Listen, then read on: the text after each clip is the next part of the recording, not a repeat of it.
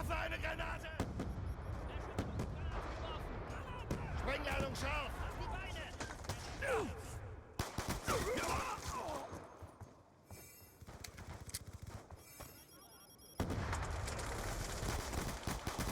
Abgeschossen. Das ist doch mal ein schöner Quad-Feed. C4, C4, Headshot, Headshot. Salut zusammen, da ist drauf und herzlich willkommen zu Diamonds Are Forever. Wieder mal mit einer Pistole. Und zwar der 5.7, wie ihr gerade gesehen habt im Intro-Clip. Auf Slums, wenn es mich nicht täuscht, ja genau. Und die 5.7 ist mein absoluter Liebling, was Secondaries anbelangt. B23R ist nice, meine Gun of Choice 5.7, ganz klar, ganz klar. Und da gibt es auch relativ viele Argumente dafür, ehrlich gesagt. Wenn man sich dann entschließt, überhaupt einen Secondary zu brauchen und nicht irgendwie noch eine S-Mine oder was auch immer. 5.7, semi-automatische Pistole. Im normalen Magazin haben 20 Schüsse Platz, im Extended Mag sogar 27, also das sind 3 weniger als im normalen Magazin bei einem Assault Rifle. Und wir wissen selber eigentlich, wie so ein Sturmgewehr abgeht mit einem Magazin. Klar, da ist der Damage ein bisschen etwas anderes, aber der Damage für den 5.7, das hat mich jetzt ehrlich gesagt sehr erstaunt. Max Damage liegt bei 55. Also das ist gleich hoch wie bei der Fall USW.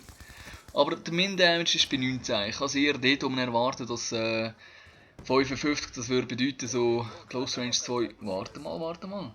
Da steht Close Range 2 Schüsse auf 7 Meter.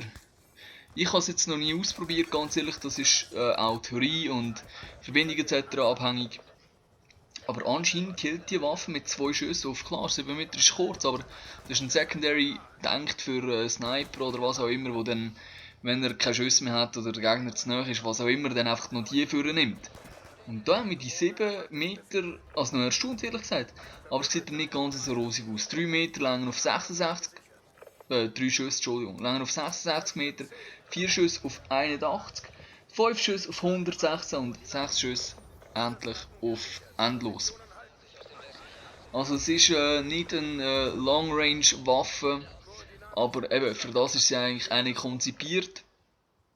Aber mich hat das eigentlich schon erstaunt, weil auch 4 Schüsse, 81 Meter, das ist eigentlich noch relativ weit. Und sonst die Waffe, Hipspread ist relativ gering, also das geht eigentlich relativ gut von der Hüfte sprayen. Der Movement Speed ist wie bei den SMGs und den Shotguns bei 100%. Nachladen, dort ist sie ganz bisschen langsamer als die andere, ist sie bei 1,6 Sekunden. Die B23R ist mit 1,62 Sekunden noch ein bisschen langsamer und gute Execution, von der müssen wir gar nicht reden. Die hat das Schaltjahr, um überhaupt einmal die erste Schrottdings reinpacken. Aber das ist ein ganz anderes Commentary. Sonst 5.7, Hintergrundclip, genau, ich habe gar nichts gesagt zum Hintergrundclip. Es sind 2, eines auf Standoff ohne Schalldämpfer und eines auf Carrier mit Schalldämpfer. Ich spiele dort den Hardcore und dort macht der Schalldämpfer keinen grossen Unterschied. Es sind glaube ich immer noch etwa 1 Schusskill auf ziemlich grosse Distanz.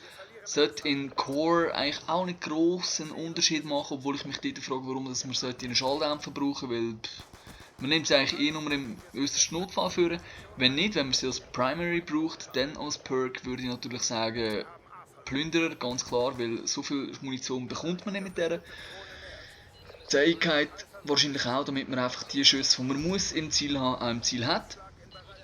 Gewandtheit eigentlich auch, weil ja, schneller Zielen ist gar nicht so schlecht. Vor allem hier nicht so viel Säcke, weil sonst zieht er die Waffe aufs Gottzeitchen, bis er wieder unten hat. Am besten probiert ihr die Waffe selber, sie ist ein absolutes Biest.